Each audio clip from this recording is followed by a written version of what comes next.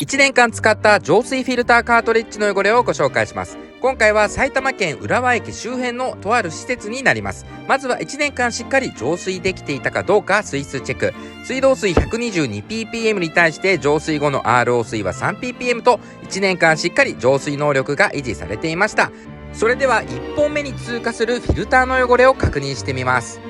こちらかなり茶色く変色してしまっていますね。この地域周辺の水道管の老朽化による赤サビ等が流れてきているのか、それともこの地域の水質自体があまり良くないのか、どちらになるでしょうか。前回の東京都府中市のフィルターの汚れ具合と比較してみると、汚れ方が全然違うのがよくわかりますね。これからもいろんな地域のフィルターの汚れをご紹介、ぜひ参考にしてみてください。